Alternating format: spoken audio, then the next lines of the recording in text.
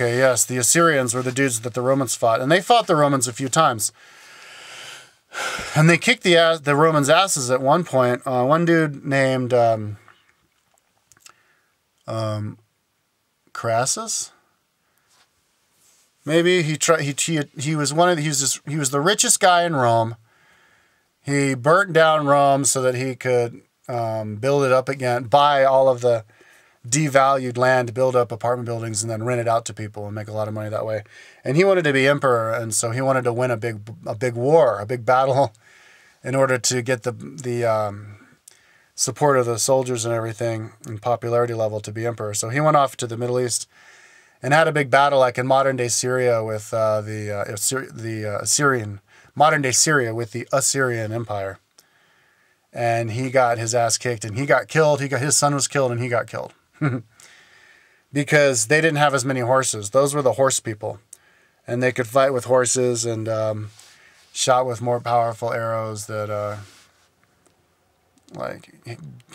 pegged the Romans' shields to their arms and stuff, and shot way up in the sky, and that came back down and pegged their feet to the ground. And yeah, they beat the Romans. And by then, Rome was in control of all of Greece. So the Roman Empire, was border conflict with them. But they were actually the only kingdom that at one point the Romans acknowledged as a legitimate kingdom, and they weren't like, all right, we're going to try and take you out. But there was an independent kingdom. I think the Jews had an independent kingdom, though. Or maybe it was a vassal kingdom. I think it was an independent kingdom in modern day Israel, called the Hasmonean kingdom, because it was followed by or led by this family called the Hasmoneans, who were Jews, and but I think they were a little bit tyrannical. People didn't really like them, so when the Romans came and fought them and took them over in 70 BC. It wasn't that hard to take them over, and then the Romans took them over, and a lot of people were like, all right, cool, we're glad the Romans are here. But they did rebel against the Romans after that a few times because they were taxing too much. For example, when Nero was taxing to build his big palace, they rebelled then. And then they had Jesus was born in the Middle East there. In Israel, born in Bethlehem, grew up in Nazareth. But before Jesus, they had Jesus's cousin was a big preacher. He was named John the Baptist because he baptized people. He would dunk people in water and take them up and say, okay, now you are the reborn. Because the Jews at that time were trying to have a big, like a revival of the Jewish religion. They didn't want to be vassals to anybody, vassals to the Romans, because the Romans had been,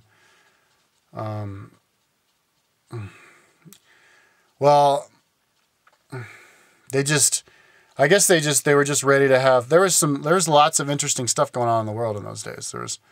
The Romans had been in there, and there was just, I guess, a lot of trade going on, and so they were ready to shake stuff up. And so they had John the Baptist preaching, and then Jesus started preaching and said that, started talking about the new kingdom of heaven, my kingdom of heaven. When you die, we will all get it. And then the Romans were like, wait, what? Kingdom? You're going to have a new kingdom? And he said, he pissed off the Jews that were there, the Pharisees and the Sadducees, because he was a reformed religionist, kind of like Akhenaten, the Buddha, Muhammad. He said, what are you guys doing making all this money with the trinkets? Selling money and selling prayers and turning religion into a business. Religion isn't a business. Religion is about praising God and being one. We all have the same God, and we're all at one. And we don't have to pray to the God in order for the little trinket, little toy, in order for us to be able to go to heaven and be saved and stuff. And so he even ran into the temple once and knocked out all of the money changers, turned over their tables and said, get the hell out of here. This is the house of God. And then he got a whole group of people, but those Sadducees, they got pissed off at him for breaking up their power. So they had him killed. They got They tried to get, they had a, like kind of a vassal king. He was the descendant of the kingdom that was the Hasmonean kingdom, Herod. I guess his name was Herod Antipas. But he was part of the Hasmonean dynasty, and he was the son of Herod the Great, who was this other dude who did a lot of building works and stuff. But the Romans were in there, and Pontius Pilate was the governor of that province. But they still had that Hasmonean dude, king, was still like a rich dude, a rich family, and they still followed him around. I think Romans were really good about the way that they took over other people. They would take them over and they'd install their governor and stuff, but who was really top dog, you know, and Romans would go in and kick them ass if they didn't like give them what they wanted. But they still allowed the original people to have their original powerful family. So that's what Herod was. Herod had his power, you know, but he wasn't. He definitely played second fiddle to Pontius Pilate. So then they brought Jesus to Pontius Pilate, and they said, "Are you going to, like, are you the Son of God? Are you going to try to have some kingdom to take over our kingdom?" And he's like, "What? No, they said I was the Son of God. I never said nothing like that." And he was just like, "So what should I do with you?" He's like, "Do what you want, whatever." And so they decided to crucify him. And so they were kind of ready for a new king, because they hadn't had a prophet for 350 years, since the day of like Ishmael or something, or Jeremiah from like 350 BC. But they were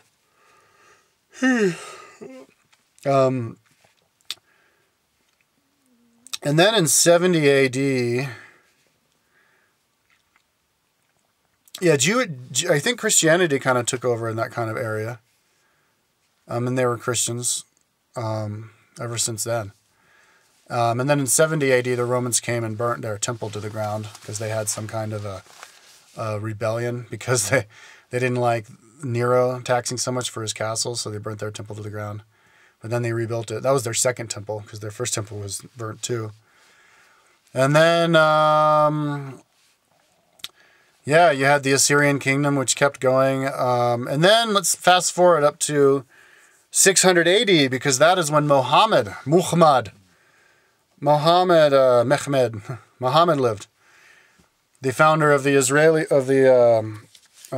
Muslims religion. He's from someplace, wasn't he from like Medina? And then he moved to Mecca, and lived the rest of his life there. And he was a horse tradesman. Back in those days, Saudi Arabia was a desert. Maybe like 2,000 years before that, Saudi Arabia and the Middle East and everything was cushy and posh. Lots of trees and stuff. But by then, it was a desert, kind of like how it is now. And it's interesting to think why the Middle East is such a desert. And maybe it's a desert because they did have big kingdoms back then. Maybe those kingdoms, the Hanging Gardens of Babylon, and those kingdoms were actually really wealthy, Like it was kind of like the Roman Empire, or ancient China. They had trade, and they had big buildings and big cities and all this stuff. And it was such a civilization that lasted for so long that they cut down all the trees. And so now what do you have? You have this big desert, maybe. And then because the desert came, the rivers dried up, and blah, blah, blah, blah, one thing leads to another, and now we have a big old desert. But anyways, in the days of Muhammad, it was a desert down there. And so all the people who lived there were basically, they got by animal husbandry, eating goats and herding goats and horses. They bred horses because horses could live out there okay. They could eat the grass that was sitting around. And so that's how they made their money, trading horses. And that's what he was. He was a horse trader. And they were having like some civil disputes in those days over there because the resources were very limited. They had watering holes and oases every like couple 100 feet or a couple like 100 miles or something. I don't know how often they were, but they were prime real estate. And so people were fighting over the water holes a lot. And they did have systems of laws to try to keep people from getting along, like everybody would have to. There was a rock that like everybody would have to kiss a rock in order to appease the god of the oasis before they fill their water up. And but they were fighting a lot, and Muhammad became known as this really charming, really smart dude who could really good at helping people get along. He came up with lots of ingenious ways for people to get along. Like if you guys both want the watering hole, then like what we should do is we should let both of your leaders take from the watering hole at the same time, or something like that. I can't remember, but he had lots of different like interesting ideas and stuff. And so then he became known as the Trusted One. They called him the Trusted One. And whenever people had disputes about stuff, they would go to him and have him mediate for them. And then there was this really wealthy female travel trader in one of those towns called Khadijah, who was like 10 years older than him or something, 15 years older than him. And she liked him, like fell in love with him and asked him to marry her. So he married her, and he became wealthy himself. But he was a good wealthy guy, and and then anyway, he started having visions from God. And so he was like, Khadijah, what should I do? I'm having visions from God. And she's like, well, you should preach your visions. So he sat by the campfire and told all of his buddies. He never learned how to read. He was just a nomad. But he sat by the campfire and told all his buddies all the commandments of God, which then they turned into the Quran when he died. They remembered what he said and they wrote it down. And I read the Quran back in 97, but I don't really remember that much of it, so I should read it again, or at least listen to it. But it's a whole list of laws, like what you should do if in this situation and that situation. And then he got like religious, like and also we should all have the same gods, because there were, I guess maybe there was problems being caused when these guys would they would try and put their god, their little doll representing their god on top of the well and say, this is maybe it was like a flag. I think gods, like little dolls representing their little gods that they prayed to, were kind of modern day. They were the same thing as what we have flags these days. So it was kind of like them putting your American flag on top of the water fountain, meaning that this is an American water fountain. If I come, then it's going to be mine because my flag is there. So they were putting their gods in there, and he's like, no way, my gods. And then people would put their gods on top of each other, and then they'd fight over it. And so he was like, no, look, it's all the wells are all for us, for all of us. We have to share. And so there's one God for all of us. When you come up, you just pray to your God, and it's just one God. And so he called it Allah. There's Allah. So he got followers who were like, oh, cool, that sounds good. Allah, yeah. So his group got bigger and bigger and bigger and bigger. And so then they became known as the Muslims, the dudes who followed Muhammad. And so they actually turned into like a kingdom, basically. The kingdom of Muhammad. And they had some battles, some wars with some dudes from Mecca, and they took over Mecca. And that tradition that they had of like kiss the rock or whatever, then they found like there was this rock that was supposed to be where Muhammad was playing with when he got his revelations. So that's that big rock that they all come up and kiss. I'd love to go up and kiss the rock, but you have to be Muslim. Maybe I should convert to Muslim. If they let you be a Muslim in another religion at the same time, I'd convert to be a Muslim so I can go up and kiss the rock. But yeah, so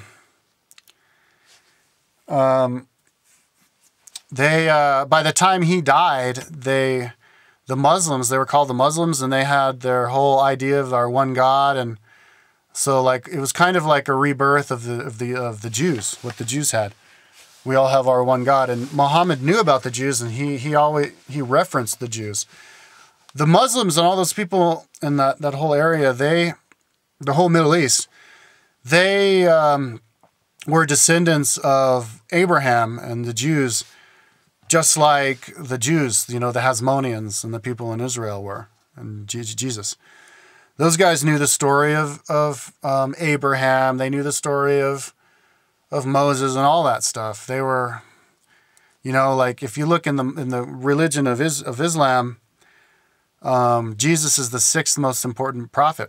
They even consider Jesus a prophet of Islam. And even though Jesus, is the dude from Christianity. And then like the second would be Abraham, followed by Moses, followed by somebody else. But the number one most important is Muhammad.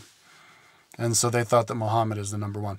But Muhammad said, yeah, but don't turn me into a god when I die. So that's why the Muslims are not supposed to draw drawings of Muhammad or put, paint likenesses of him or a statue of him, because they didn't want to turn him into a god, because he warned when he was still alive, he had a problem with Christianity, and he said that the Christians were worshiping Jesus as though he was a god, and that Jesus claimed to be a god, and that Jesus claimed that even his mother was a god. So I guess by 600, the Romans and the Christians around there were worshiping Jesus and the Mother Mary as God. And he said, no, not Jesus is God. There is Allah, there is God, just one God, and don't compare him to a human. So when Muhammad died, all of his other caliphs who took over from him, like his brother, I think was the next, and his brother's son, and they had this big like family lineage. But they said, don't pray to Muhammad. Muhammad is dead. He died, but Allah lives on. God lives on. So they had the idea of one God, and let's just join our religion of Islam, and we will be one big happy family. So they had their capital in Mecca, I think, for 100 years, and then they did what people had done since the beginning of time. They moved their capital over to Babylon. Well, let's move over to Babylon. We're big time now. Let's go to the central capital. So they went over and founded Baghdad, which is 30 miles from Babylon. Maybe Babylon wasn't such a cushy spot anymore, but they figured out 30 miles from Babylon. So they founded Baghdad right on the edge of next to the Euphrates River. And Babylon was the capital of the Islamic Empire, which turned out to be the biggest land empire in the world to that date. It was like 3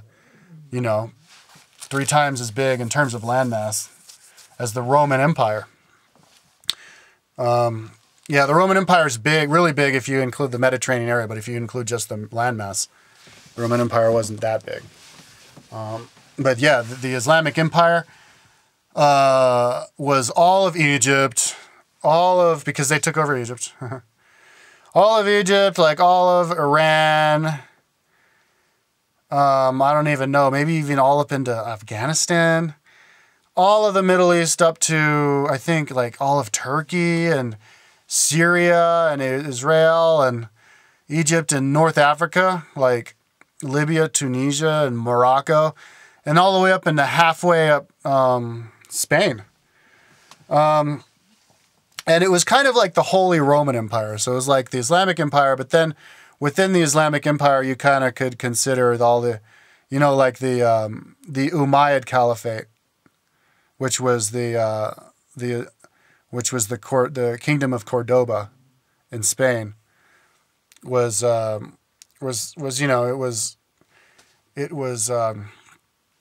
independent, but the spiritual capital was Baghdad.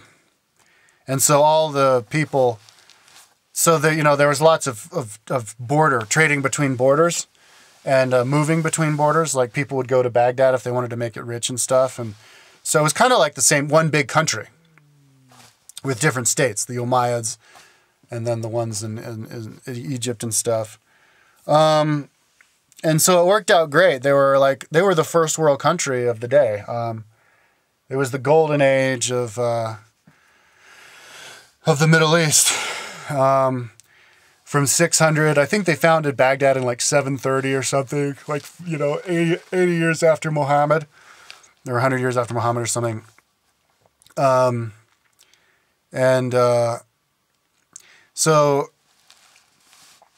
then like in the year 800, they had a caliphate in Syria who moved from Syria all the way up into Spain, and that's when they started Cordoba. And the Muslims were starting to kind of move into Europe some. They had a big battle of Tours, France, against this Frenchman called Charles Martel. He was the grandfather of Charlemagne. So this was like the year 700 or something, when they first moved into to Spain. But the French won, so they didn't expand anymore from the bottom half of Spain. But yeah, they brought a whole lot of cool and technology to Spain, and culture and stuff. But Baghdad had a lot of really good scientists who did a lot of cool stuff. There's some dude named Al-Hakim or something. He invented algebra. Algebra was invented in Baghdad, like in the year 800 or something, 900. Because the Islamic Empire lasted from like 700 until like 1200. So for like 500 years. It crashed and burned when the Mongols came in the 1200s in like 1250. So they were on top of things for maybe 500-600 years. But this one dude named and this is like in maybe the year 1000 was the golden age, 1100s. There's this one dude named Al-Habrim or whatever. Yeah, he invented algebra. And then this other dude found out that the world was round and distinguished how big it was. Because these dudes from Baghdad were importing a whole lot of ancient texts from Greece, like Aristotle and Plato and Anaximenes and Socrates, and copying books because they were in control of Alexandria. So they were copying books left over from the Library of Alexandria, from what was left of it. It was burned in like 70 BC. And all the Egyptian books, so they were in Aristotle, they were relearning all of that stuff, and they were incorporating it into their religion. Like they were believing in God, but they were also believing in science, which was way superior to the Christians. The Christians in those days were believing in God, and the book that they read was the Bible. And everything was the grace of God, and you're the king because God wants it, and whatever happens, it's because of God. And they were like brain dead. They weren't interested in science in Europe. Some of them were, some of the people were, but for the most part, they only read the Bible and all that other stuff, Plato and stuff. It was just, pre-Jesus. Only Jesus matters. So the Islamic Empire were doing really good. And this one dude, yeah, he found out how big the Earth was. The Earth's diameter is 25,200, and he, with his experiment, decided that the Earth was 25,000 miles. So he was only 200 miles of diameter off with his experiment. That's like 1% or something. And it's actually pretty simple the way that if you think about it. It's kind of amazing how his experiment didn't catch on, and it's something to think about. How somebody could figure something out that's so obvious and so easy to do that experiment that you'd think that it would catch on and people would all learn and then go cool, but it didn't because I guess there wasn't enough trade with Europe, and the Europeans were so close-minded because they didn't believe in any of that scientific stuff. If it went against what they already thought about the world, then it must have been wrong. Plato said that, and they didn't even know that they got that information from Plato. They thought it came from Jesus. I mean, they're really illiterate, but Plato said that we're the center of the earth and the earth is flat. So there you go. Shut up and don't tell us anything else. Probably thought that Jesus said that. But But yeah, he did this experiment where he found out how big a mountain was he had this big giant wheel that was about as big in diameter as like a semi truck wheel, and he had a wooden arrow that was fastened to the middle of it that he moved it around, and then around the edges of it were different degrees. I think they had like the 360 degree thing invented by then. And so he would walk like 500 paces. He'd go to the bottom of the mountain, and then he'd look up and see how high the mountain was. And then he'd walk 500 paces away, and then he'd look and see how high the mountain was. So then he did his algebra, and the algebra told him that how high the mountain was by doing the calculation and the change in the altitude. So then he went to the top of the mountain, and he looked at the horizon at the sea, and he looked in this thing to figure out where the horizon would be if the world was flat, and how far away it would be based on his calculations from how high the mountain was and how far away the horizon would be or something. And then, but since the world was round, the horizon was lower than it should have been. So then he looked how much lower it was, and then he calculated the calculations I don't know the formula to, and figured out that the world was round and how big it was. And he was right. So yeah, they knew the world was round, and it was 25,000 miles in diameter. And Christopher Columbus knew the world was round too. Probably because of texts of the Arabics, the Arabs from the Islamic Empire that he knew about, that he read. But he thought that the world was a third smaller than it really is. So between that owl dude and the texts that Columbus got his stuff from, they totally lost a lot of information. And the reason that they lost all that information and all the other sciences they have too. I mean, they had an eye surgeon who cut cataracts out. They had like hospitals. They had checks. Like somebody could bring a whole bunch of goods from Baghdad all the way to Spain, and then the dude could buy it, and he'd unload his stuff in Spain, and then he'd just write him a note and say, yeah, I don't have the money now, but just take this to so-and-so back in Baghdad and he'll give you the money.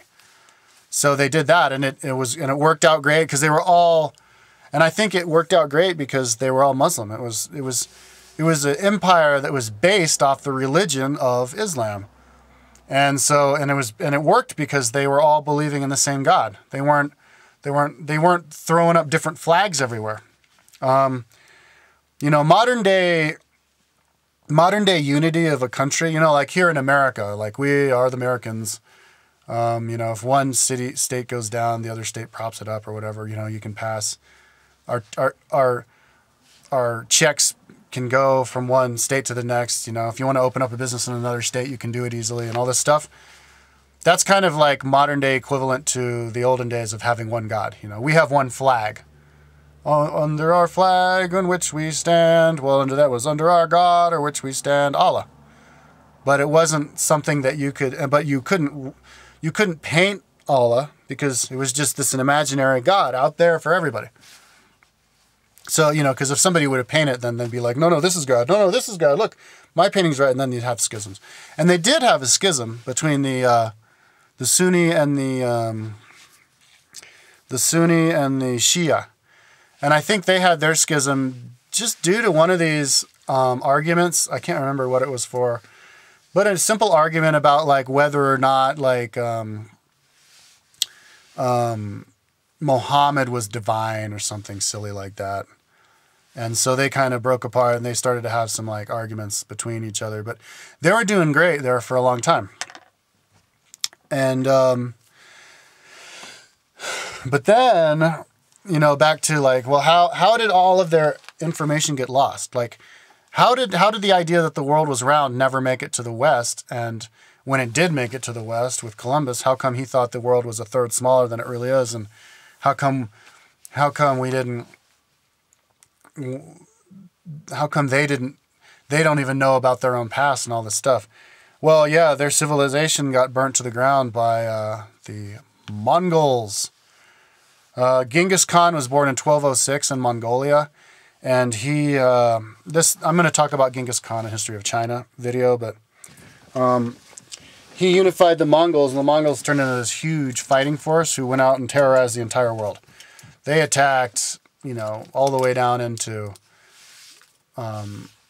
Vietnam, Poland, but they went in China. They took over China, but they went into all of the different Islamic countries and took over them. And Genghis Khan sent an emissary to the king of the Arabic Empire, Islamic Empire in Baghdad. And to say, I don't even know what he was going to say. Maybe he just wanted to trade at the beginning or something. But the guy killed his emissary. Maybe because the emissary was just this. He was this Mongol. He was this scruffy looking dude. And so Genghis Khan was like, I'm gonna just kill you then. So Genghis Khan would go and take over cities. He'd go and just kill everybody in the city. And then they'd pile the bones of the dead people in a big mountain of bones. And then they'd be like, all right, you go back and tell them that you love what we did to the city. We killed everybody in the city and turned their whole city into a pile of bones. And then they took over the city. So it was like genocide. And so I think back in the days of 1100, the Middle East genetically was a lot more white. But now the Middle East is a lot more Chinese. You'll see a lot of people who are totally Chinese looking if you go to Iran, and Afghanistan and even Iraq. So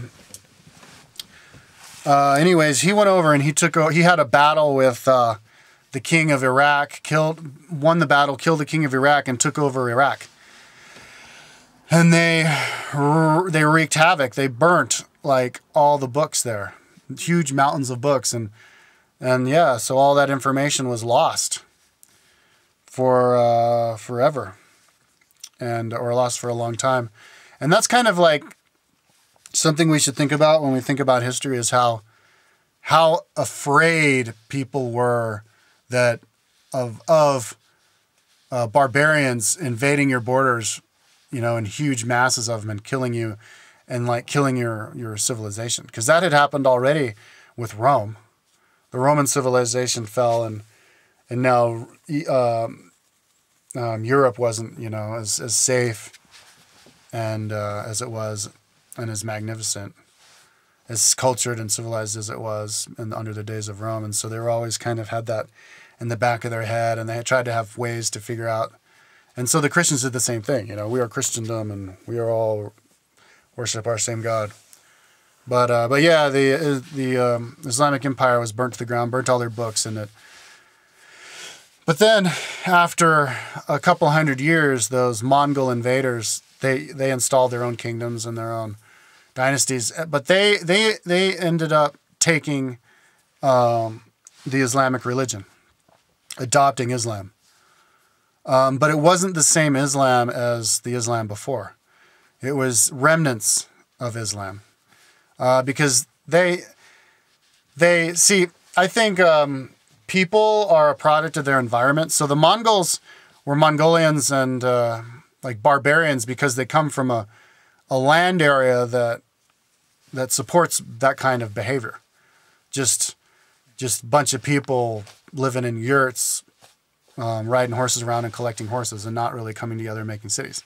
So there's no civilization. But then when they move in, you're in a land where there's rivers and it's warmer, so you can have a civilization all year through, and you can farm, and of course all of the culture that has been there and all the trade that they do, and they just become one, and they become like the people who they conquered, and they mix in with them. They don't kill everybody.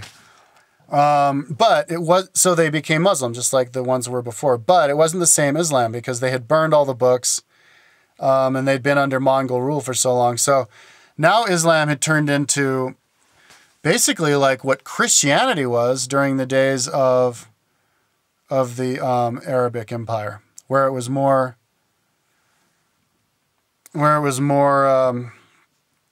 superstitious, and they turned Muhammad into like a god, even though it was clearly written in the Quran you're not supposed to have Muhammad as a god, so they didn't do that. But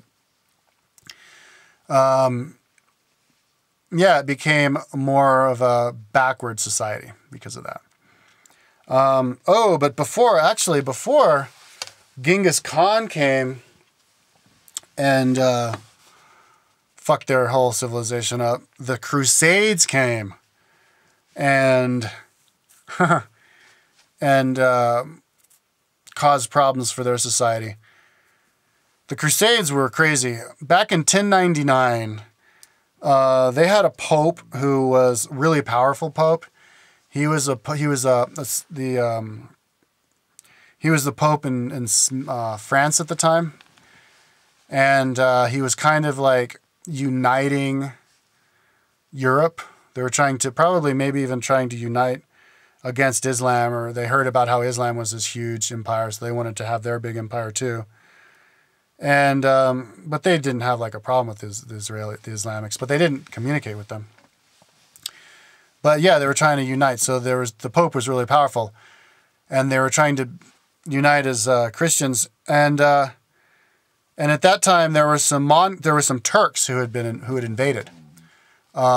Turks are related to the Mongols. They're just like horse people from up there, like near Mongolia. And the Turks had invaded Turkey and had killed a bunch of like Arabs and Jews and stuff, but not any Christians, because by then the Byzantine Empire didn't have not much control in Turkey anymore, and so the Byzantine Empire was freaked out because they had been getting smaller, and they were like always the capital of the Christian world because they were the inheritors of the Roman Empire. So the king, I think his name was Alexei, the king of Byzantinia, wrote the Pope saying, "Oh, can you send me some like an army of some warriors to come and kill these Turks who came in, because I'm afraid they might want to take me later." So the Pope got it and was like, "Aha, dun dun dun dun, we shall take over all those Turks and expand Christendom and take back the holy city of Jerusalem." So he started this huge campaign. This in 1099. This huge PR campaign to collect all these people to volunteer to go and fight for Jesus and take back the holy city. And the payment for it was that you get to go to heaven when you die. And so you have to take an oath that when you join the army, you're going to go all the way to Jerusalem, and you wear like a big cross on your chest to show that you're a crusader, and so he gave a speech in some big like field, and there were 30,000 people there watching him, like rooting him, wanting to go, and I think his name was Pope Urban. And this is in France. He was the Pope in France. Pope Papri was in France for only like 90 years or something. So most of the people who were the Crusaders were the French. And but also the English. The king of the English went on the Crusades. His name was Richard Lionheart. And he was the grandson of William the Conqueror, who was a Frenchman. So Richard the Lionheart spoke French. He was basically a Frenchman who was also the king of England. But also the king of France, too, the western side of France, because when the king went over and took over England, he kept his side in France, too. So Richard the Lionheart, king of England, went down there, joined. Like the brother of the king of France came down there and joined. And a lot of those people brought their families with them. And they brought their money, like their golden pieces with them. And they all went to Constantinople to relieve Constantinople, get there. But when they got there, Alexei there were 60,000 people. And Alexei goes, whoa, oh my God, I can't feed 60,000 people. What the hell? This isn't what I asked for. I just wanted like some super warriors to go in and kill those Turks, that like tribe of Turks. And it wasn't even that big of a threat because those Turks had come in 20 years beforehand and just killed a couple of like Jews and stuff. And so it was like a failure to communicate. And so there's 60,000 people there, and Alexei was like, wanted to like not let him in, but then they were going to threaten to just force themselves in because they were hungry. So he would boat people across into Anatolia, across a half-mile wide Strait of Dardanelles. Like, he'd get one army across, and then he would let another army across. And he was trying to not let too many people into his city at the same time because there were so many crusaders. Because he thought if he let too many come, they would like just take over his city, and it would be like a coup, and then it'd be like a new kingdom of the Crusaders within Byzantine. So, but yeah, it was just like normal people. It was like just rabble, who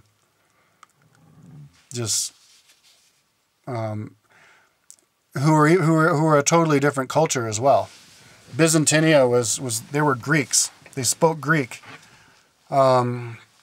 They had a different religion. They had different like rites and rituals, even though they were Christian, than these people, these French, who were totally different. You know, the Byzantinians were actually really civilized. They showered, they bathed, they did trade with the the Muslims and stuff who had the soap, and the French were kind of like descendants of barbarians. They didn't shave, and so yeah, they were kind of like. It was kind of weird. So anyways, those Crusaders continued on into Anatolia, and they tried to get to Jerusalem. It took them 2 years to get there, and they besieged a whole bunch of cities on the way down. And they had to end up like fighting people to get there because then they spent all their money on their way there.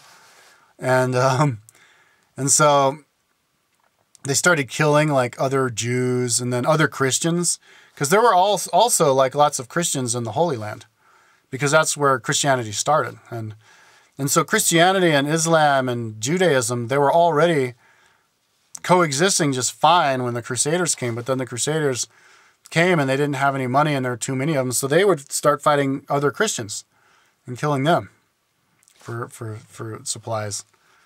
But yeah, they ended up getting to Jerusalem, and they installed the Kingdom of Jerusalem.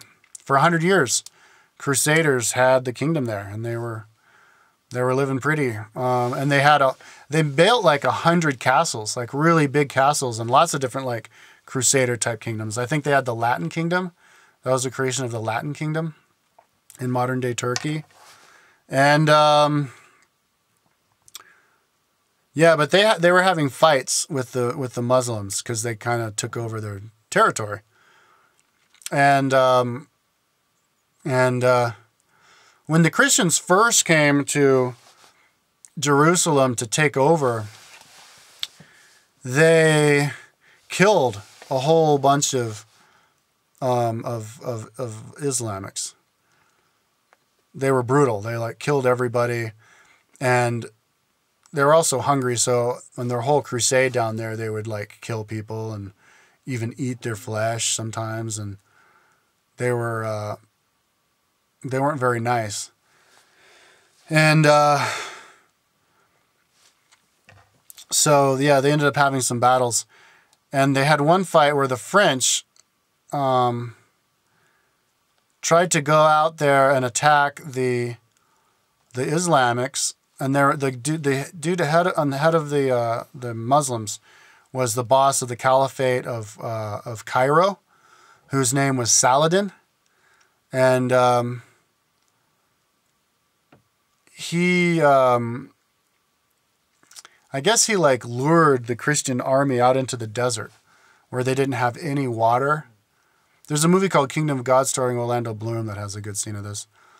And they were thirsty, and then they got attacked by the Arabs, and then their whole army was completely wiped out. They thought that like God would protect them if they went out there and fought him. And so then Saladin had a bigger army, and he went and sieged Jerusalem. And then Jerusalem, they broke through the walls, and Jerusalem caved in. So that was the end of the Jerusalem kingdom. This was in like 1200 or something. But Saladin said, okay, well, you prisoners, you can go home, or you can become a slave. If you can pay your freedom, you can go home, or you can become a slave. But he was really civil about it. He didn't slaughter and kill people like the way that the Christians did 100 years beforehand. And so a lot of Christians went home and told the story of Saladin, saying that Saladin was a really just conqueror.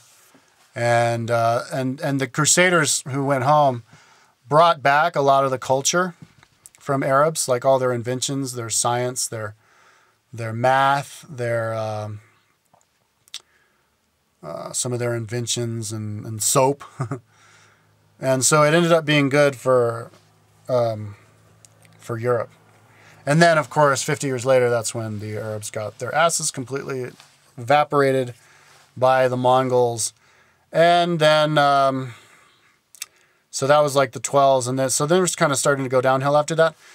And then, so some people might be like, well, is that why the Arabs are so fucked up these days, so messed up? And I think, yeah, that's definitely part of it. And then the other part of it is, in the days of colonialism, when Europe got really rich from finding the New World and doing trade, and they started doing trade not around the Silk Route anymore. They started doing trade with boats around the Horn of Africa, and then they built the Suez Canal, and so that part of the world wasn't naturally rich anymore because they weren't using the Silk Road so much.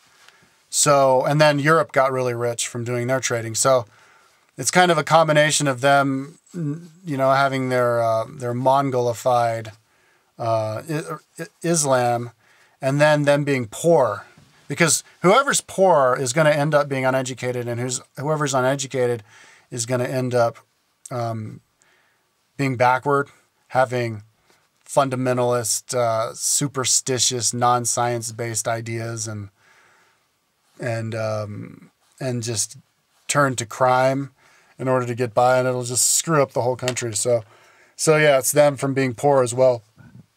And so now what we've got is a bunch of fundamentalists who can't read, you know, and think that if you die killing Christians, then you get to go to heaven and have 70 virgins, you know.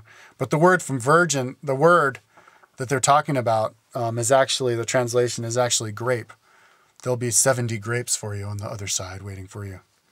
So, and then the hand for hand, tooth for a tooth thing, that was because they do like cut people's hands off for stealing, and like stone girls to death for being seen with a kid from the other, like Shia. If a Shia is seen dating a Sunni, then they'll stone the girl to death and cut her nose off, cut her ears off, and this kind of stuff. These are the kind of stuff that you would see written from like the Code of Hammurabi from like 5,000 years ago, you know, and maybe it had its certain like value back in those days for whatever reason, but yeah, but these people are believing those kinds of laws, archaic laws, and thinking that there are the chosen laws that we must follow no matter what for all the eternal end of time. There was a book I read from some woman who went to like Saudi Arabia in the 70s, and she was in a tent listening to people having a conversation. There were these old like Bedouins having a conversation. They were debating whether or not the world was round. So some of those people are really superstitious. I saw this thing on the Young Turks last year where like I guess there was some kid who wanted to chase after a kid for stealing his bike, and he ran around the corner, and then when he ran around the corner, he saw a goat there, and there was no kid. So he thought the kid turned into a goat. So then they captured the goat, and they were going to try and throw the goat in jail for stealing the bike. So yeah, these kinds of people are what we're dealing with there in the Middle East, and even in Baghdad. But there's still lots of culture there in the Middle East. Yeah, and also with colonialism, I'm running out of time, but with colonialism, that wasn't so good because it was like Europeans going in there and taking over their power and setting up vassal states for their own good. And so people would do stuff for just to make money. And I don't know, it's kind of complicated, but I'm out of time, and that's my history of the Middle East.